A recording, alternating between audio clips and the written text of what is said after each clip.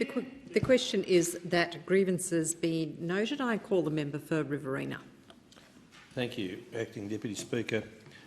Colonel Tim Stone, the Commandant at 1st Recruit Training Battalion Kapooka, is a good man. I speak to him regularly about military matters. He has one of the most important positions in the Australian Army, because every recruit who does their basic training goes through Kapooka. And it's an important military institution. Indeed, Colonel Stone is the 37th name on the Honour Board of Commandants at Blamey Barracks, and that goes back to November 1951. It's a long time. Wagga Wagga has a proud military history. It's, since the 1930s, it has had a Air Force base, Royal Australian Air Force at Forest Hill, and it also has a Navy base since the 1990s, a Navy base which has upwards of 80 officers there at any given time. We're a long way from seawater, but indeed we have a Navy presence.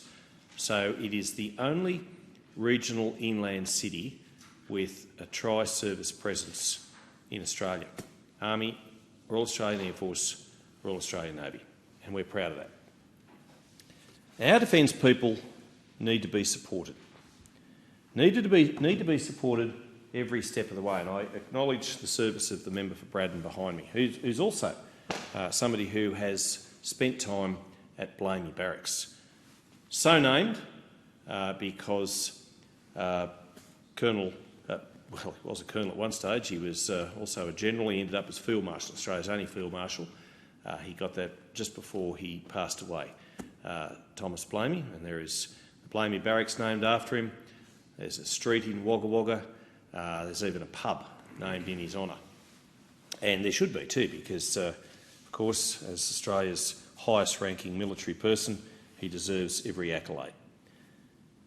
But I am concerned that our defence is not being supported, and this is the subject of my grievance tonight, by this government as well as it should.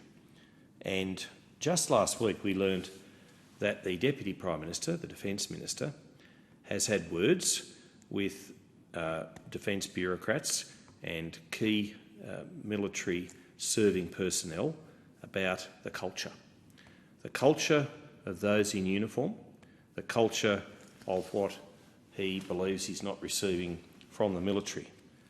And many people in uniform are not happy with this, and they are rather displeased at the fact that the Minister has raised this, apparently in a meeting between 25 to 30 of these high-ranking defence officials and uniformed personnel.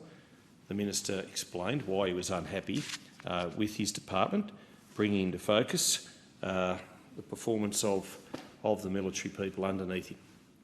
And our military are the best in the world.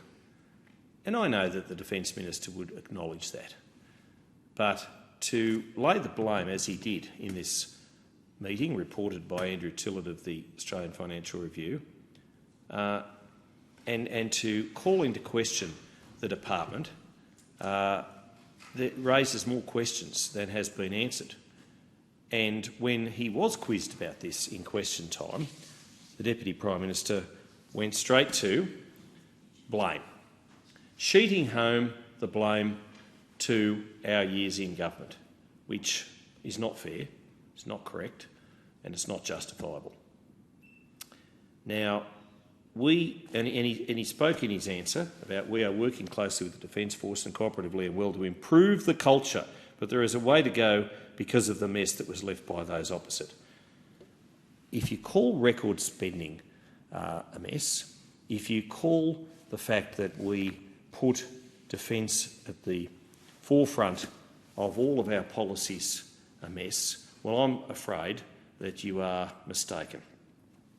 Because I know that our defence ministers, each and every one of them, very much appreciated, valued, recognised, acknowledged, praised and supported our people in uniform.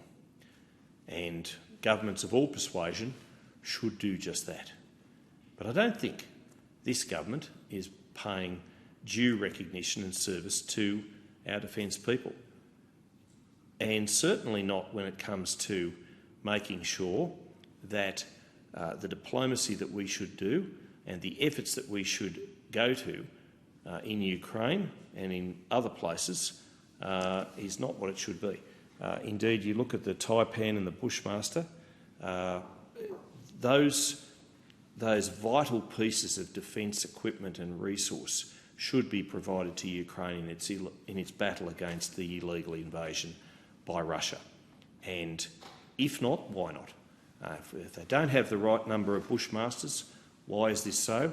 And if they can't get the helicopters that they need, and there are issues around servicing and the procurement of those, why is this hampering their efforts to repel Russia at a time of world instability?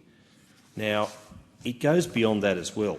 In the matter of public importance debate today, the Minister for Defence Personnel and the Pacific and defence industry as well talked about, in fact, he tabled a letter from Robert Menzies to Melbourne Stanley Bruce in the late 1930s.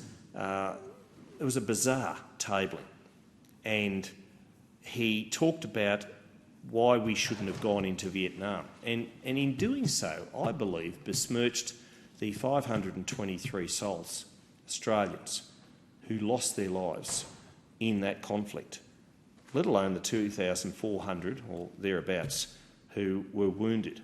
Never mind the many, many thousands more who came back from that war and were not thanked and recognised until, I will say, Bob Hawke made sure we did. And credit to former Prime Minister Hawke for doing that, because those men were sent to that conflict in the interests of repelling communism, the rise of communism. And they did so on our behalf. They did so because they were sent there by the government of the day. And for a minister to get up and say what he said was very disappointing, very, very disappointing. Now, we'll all have different views on the Iraq war. We'll all have different views on any war. But our service people go there at our behest and our request, but not just ours, on the say-so of the Australian people. And national security should be #1 priority order. It always should be. And particularly at this time, our defence needs to be praised. They shouldn't have to hear from the Defence Minister that he has issues with the culture. At a time when we have our Navy being sonar blasted, our sailors, moreover, having to deal with that, at a time when the Pacific is a very contested space, and at a time when our soldiers, sailors and airmen and women are doing their very best to represent this country, and they do so in an outstanding fashion. And to that point, the CDF and everybody else who has carriage of leadership of our Army, Navy and Air Force are also doing their best at the request of this government to represent our nation on the world stage. And you go anywhere in the world and speak to anybody, whether it's from Camp Baird to our peace deployments to the Pacific to the military bases in Wagga Wagga in my hometown, and ask anybody and they will say the Australian servicemen and women are the best of the best. And our veterans, who will soon march again on Anzac Day, 25 April, are also to be credited and acknowledged for the service and sacrifices that they've made in our name. They honour the tradition, the long line of Khaki which stretches from Blamey Barracks at Kapuka all the way to Gallipoli in Turkey. They honour that tradition, they honour that Anzac spirit. The torch, the Anzac torch, still burns brightly in their hearts, and I think the Defence Minister needs to explain what actually went on in that meeting and why he said it. The question